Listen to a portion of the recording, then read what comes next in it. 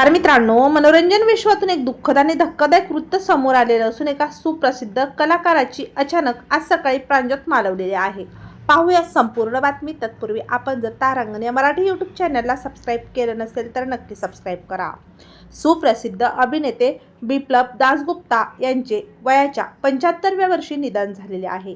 अभिनेत्याच्या अचानक निधनाने मनोरंजन विश्वाला मोठा धक्का बसला. चाहते आणि कलाकार मंडळीने अभिनेत्यावर श्रद्धांजली वाहिलेली आहे. मिळालेल्या वृत्तानुसार बिप्लब दासगुप्ता यांचे दीर्घकालीन आजारानंतर शुक्रवारी निधन झाले. बिप्लब दासगुप्ता हे 2200, श्रावण, गुमनामी आणि झुल्फिकार यासारख्या चित्रपटांमधील भूमिकांसाठी ओळखले जातात. ते ज्येष्ठ बंगाली अभिनेते होते, तसेच ते प्रख्यात निवेदकही होते. कुटुंबियांनी दिलेल्या माहितीनुसार शस्त्रक्रियेनंतर दासगुप्ता यांना काही काळापासून आरोग्याच्या समस्यांनी ग्रासलं होतं. शुक्रवारी टॉलीगंजमधील गोल्फ क्लब रोड येथील त्यांच्या निवासस्थानी प्रकृती अस्वस्थ वाटू लागल्याने त्यांना तात्काळ रुग्णालयात दाखल करण्यात आले होते. मात्र तिथे उपचारादरम्यान डॉक्टरांनी त्यांना मृत घोषित केले. काही काळापूर्वी प्रोस्टेटची शस्त्रक्रिया झाल्यापासून आजारी असलेल्या दासगुप्ता यांच्या पश्चात त्यांची पत्नी आणि मुलगी असा आप्त परिवार आहे.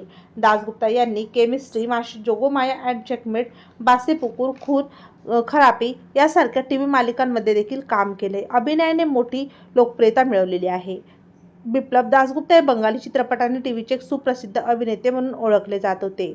1998 साली प्रदर्शित झालेल्या द बंगाली नाईट या चित्रपटात त्यांनी काम केलं. त्यानंतर त्यांनी 1996 साली प्रदर्शित झालेल्या काहिनी या मालिकेत देखील काम केलं. अनेक बंगाली टीव्ही मालिकांमधील आपल्या उत्कृष्ट कामामुळेही त्यांनी नाव कमावले होते. बिप्लब शेवटच्या दर्शनासाठी ठेवण्यात आल्यानंतर अनेक कलाकारांनी त्यांना भावपूर्ण श्रद्धांजली वाहिलेली आहे.